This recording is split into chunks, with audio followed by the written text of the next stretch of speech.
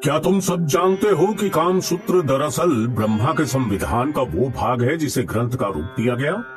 गुरुजी की बात सुनकर विजय के चेहरे पर कंफ्यूजन छा उठा और उसके मन में तुरंत एक सवाल पैदा हुआ। अगर भगवान ब्रह्मा कामसूत्र जैसे ग्रंथ को अपने संविधान के माध्यम से बना सकते हैं, तो कामदेव की क्या जरूरत थी गुरुजी? कामदेव की जिम्मेदारी भी भगवान ब्रह्मा खुद ही उठा लेते। विजय, मजाक हर जगह ठीक नहीं है। यहाँ हमें आज तक जो कामसूत्र को लेकर गलत फहमियां थी, गुरुजी उन्हें दूर करने की कोशिश कर रहे हैं और उनकी बातें हमें सीरियसली और ध्यान से सुननी चाहिए। गुरुजी ने हाथ के इशारे से केदार को शांत कराया और विजय की तरफ देखकर बोले, तुम्हारा कहना गलत नहीं है विजय, लेकिन तुमने अपनी बात को सही तरीके से नहीं कही है। दरअसल भगवान ब्रह्मा ने कामदेव की जिम्मेदारी उठाई तो जरूर है, लेकिन भगवान ब्रह्मा संसार की जिम्मेदारियों के लिए अलग अलग देवताओं को अलग अलग ऋषि मुनियों का निर्माण किया करते हैं। कामदेव भी काम और प्रेम की जिम्मेदारियों के लिए बनाए गए एक देवता हैं। इसका मतलब कामदेव बाकी देवताओं की तरह हमेशा से नहीं थे। मेरे कहने का मतलब है कि उन्हें ब्रह्मा जी ने जन्म दिया था, वो बाद में देवता बने। यही मतलब हुआ ना गुरुदेव? हाँ, दरअसल भगवान ब्रह्मा ने जब संसार को बनाया, तब उसमें रहने के लिए, उस संसार को आगे बढ़ाने के लिए न कोई था और न ही कोई उसमें अपनी भूमिका निभा रहा था। इस बात से भगवान ब्रह्मा बहुत चिंतित थे। वो अक्सर संसार के विस्तार के लिए ध्यान मग्न होकर इसका समाधान ढूंढा करते थे कि आखिर क्या किया जाए कि उनके बनाए सृष्टि का विकास होता रहे। ऐसे में पौराणिक कथाओं के अनुसार एक समय ब्रह्मा जी प्रजा वृद्धि की कामना में ध्यान मग्न थे। उसी समय उनके अंश से तेजस्वी पुत्र काम उत्पन्न हुए और उन्होंने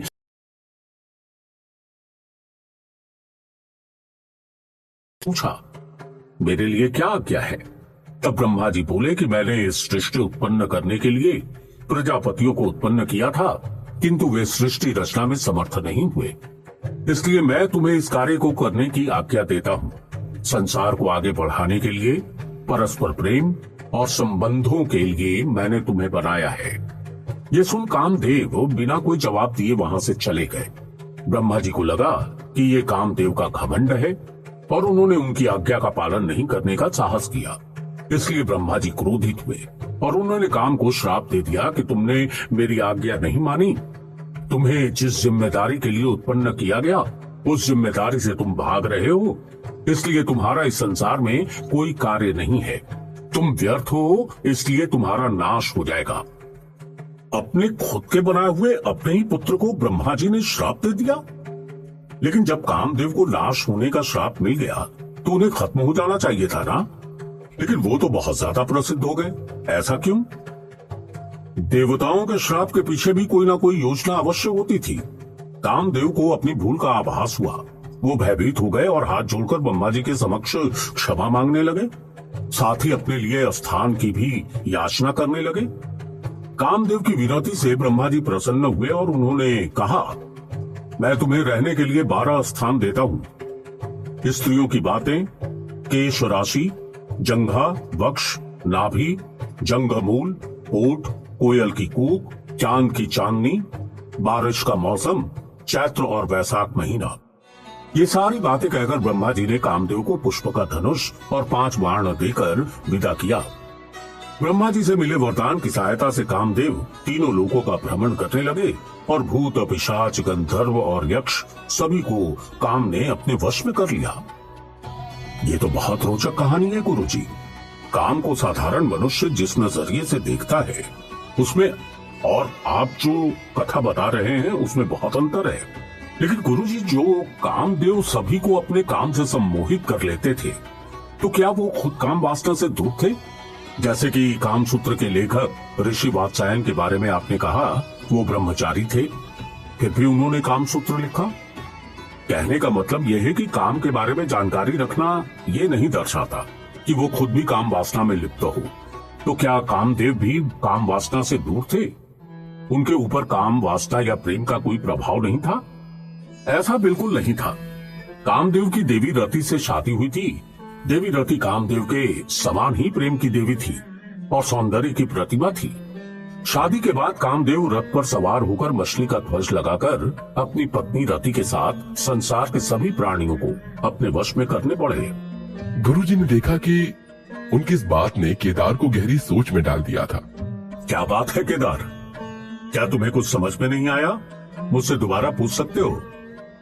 ऐसी बात नहीं है गुरुजी, आपने जो कुछ भी कहा वो बहुत साफ था, पर जैसा कि आपने बताया ब्रह्मा जी ने कामदेव को रहने के लिए जितनी जगह दी वो सभी सुंदरता से जुड़े हुए हैं। तो मैं ये सोच रहा हूं कि जो देवता सिर्फ सुंदर जगह पर ही वास करता है, जिनका संबंध काम से है, उनका रूप कैसा होगा? मैं यही सोच रहा हूं कि वो खुद कितने सुंदर हो सकते हैं। केदार की बात को सुनकर विजय हंसने लगा।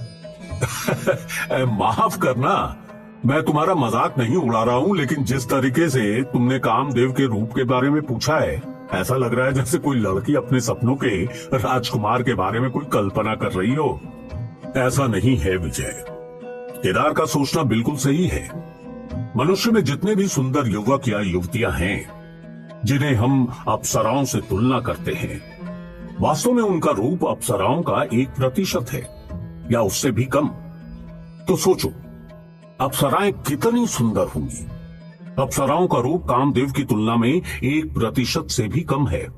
तो सोचो, कामदेव स्वयं कितने सुंदर होंगे। कामदेव को सुनहरे पंखों से युक्त एक सुंदर नवयुवक की तरह बताया गया है, जिनके हाथ में धनुष और बाण है, और उनका धनुष मिठास से भरे गन्ने का बना होता है, जिसमें शहद की रस्सी लगी है। उनके धनुष का बाण अशोक के पेड़ के महकते फूलों के अलावा सफेद, नीले, कमल, चमेली और आम के पेड़ पर लगने वाले फूलों से बने होते हैं। इस धनुष की कमान स्वर विहीन होती है, यानी जब कामदेव जब कमान से तीर छोड़ते हैं तो उसकी आवाज नहीं होती है।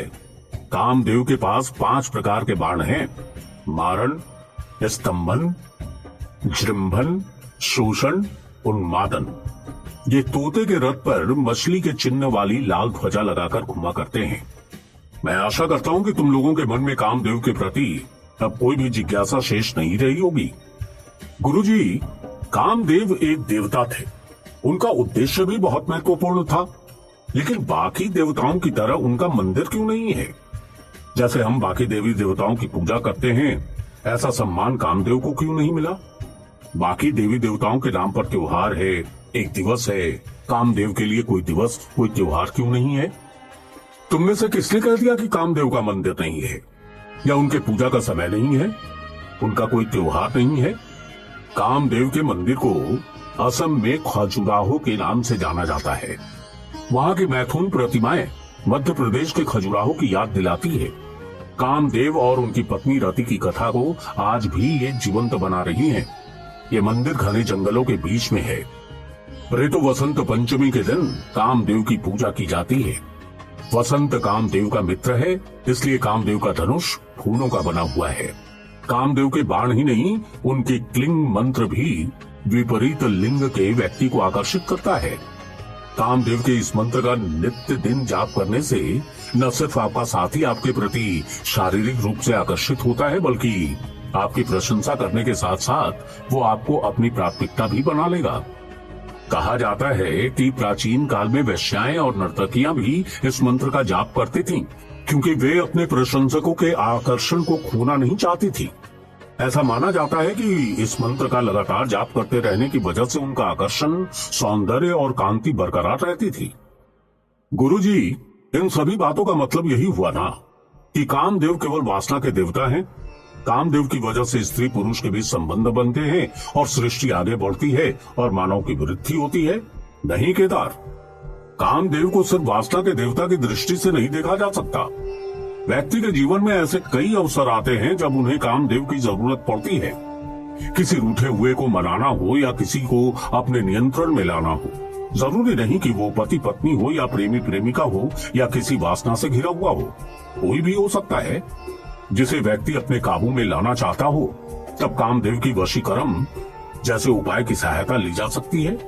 कामदेव तंत्र विद्या में भी बहुत जागृत देवता माने जाते हैं, जिनकी सहायता से ही ज्यादातर वशीकरण जैसी क्रिया संपन्न की जाती है। कामदेव के पुनर्जन्म की रोचक कहानी सुनने के लिए सुन